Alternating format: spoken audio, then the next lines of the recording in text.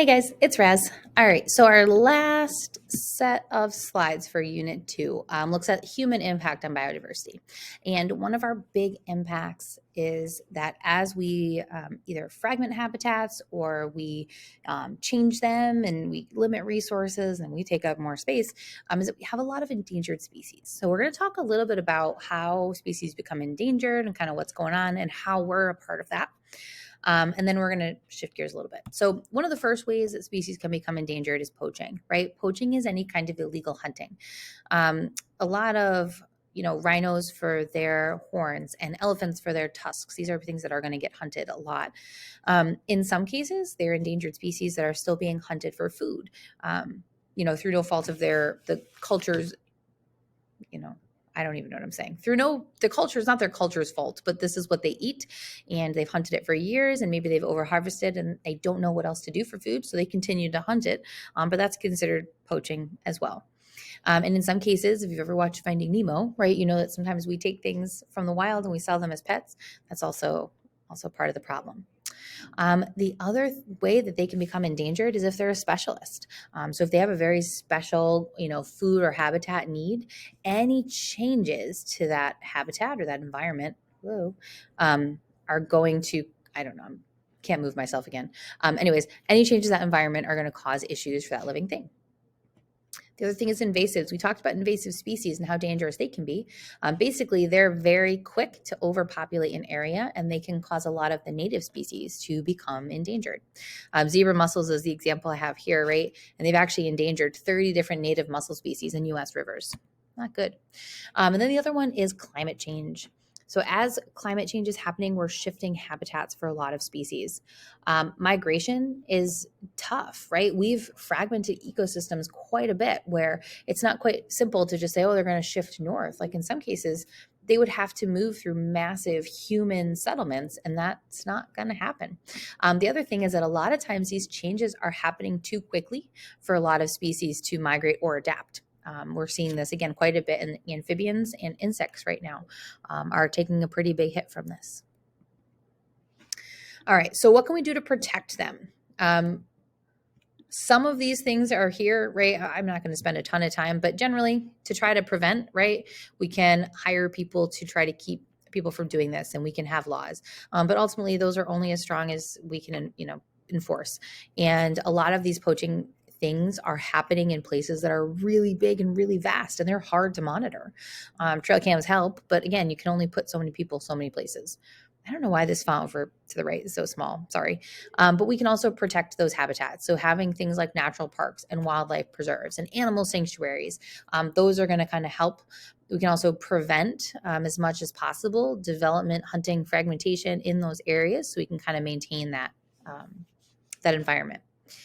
Now, we also can set up, again, legislation. I mentioned this briefly. There's a governing body called CITES. It's an international group of countries that set up to monitor import and export of endangered species. And they meet regularly, and they work to kind of identify what needs protected status, and they help us kind of identify our Endangered Species Act. Or Endangered Species, sorry, I read Act.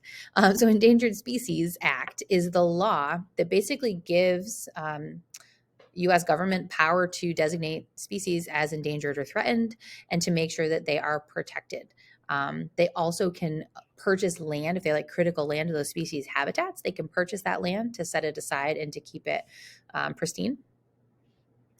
And this is just sort of how they set up the red list. So things can either be extinct, obviously, which means that there's no more of them anywhere. Extinct in the wild, which means we don't have any in the wild, but we do have some in captivity. You've got your threatened statuses there in the middle. Critical, endangered, and vulnerable, those stand for. You have near threatened, and then you've got least concerned. So that's kind of how we classify things. Okay, that's his descriptions. So if you take a peek at the taxa and which things are getting hit the hardest, amphibians have about a 41% endangered. 41% of their species are endangered, partly because climate change. They need water, they need land. Their skin is super vulnerable to different toxins and different changes in the environment as well. So they're taking a hit. Mammals are about 25% of our species are endangered. Birds are at 13%, corals at 33%, and conifers are at 34%. So those are some of our more endangered taxa. Okay. And again, if we look at specialists versus generalists, we know that specialists are way more likely to become endangered, threatened, or extinct. Generalists are way more adaptable. They typically do much better, like I said. All right. So the other thing is that we have something called competition versus endangerment, right? We've already talked about competition, and competition can sometimes lead to things being considered endangerment. All right. So when we look at all these, obviously that's one thing, but we have a lot of other threats to biodiversity besides endangered species. So we use this acronym HIPCO to remember the human impacts, the things that we do that impact biodiversity. That H stands for habitat fragmentation and loss. So anything we're doing that's fragmenting or causing those habitats to be lost are going to fall under that. We also have invasive species. We've talked a lot about those. Okay. Population growth is another one. That's our next unit. We're going to really dig into human population growth and how that fuels habitat loss and fragmentation. So that's kind of like ties into a bunch of these actually. The second P is for pollution and pollutants, whether it's marine, like it mentions here, or some of the pesticides that we use, killing non-target species, right? Roundup's a bad one. Avoid it if you can. We'll get into that a lot in depth later in the course. We really dig into a lot of pollutants. All right, the C stands for climate change. And we've already talked a lot about that. Again, we'll talk about that later in the course too. But we know for now, it's shifting biomes, it's threatening habitats, and it's causing a change that is happening too quickly for living things to adapt to. And the other thing is overexploitation. So that was kind of what we talked about in the beginning with excessive hunting and poaching. We can see population decline and maybe even extinction. We're actually seeing this play out a little bit in the crab fisheries over near Alaska.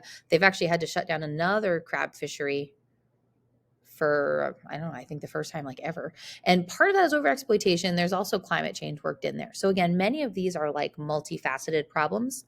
But in general, these are the 6 things we do. Just to give you an idea too of things that fragment, right? Anytime we build roads or pipelines, we are fragmenting.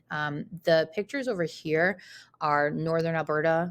This is in Canada from 1949 to 1991.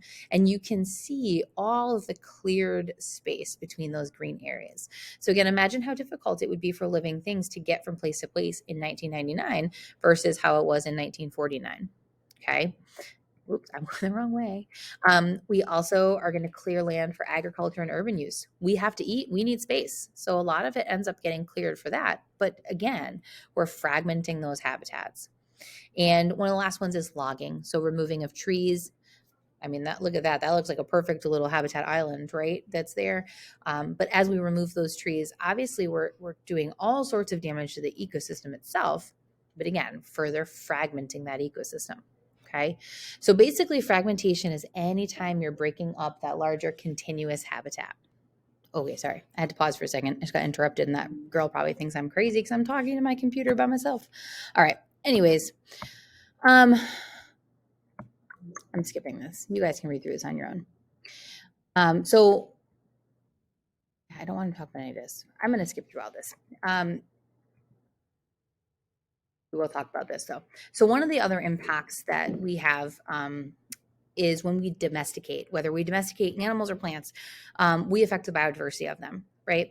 We selectively breed, we kind of carefully mold things into what we need them to be, but we do decrease biodiversity as part of that.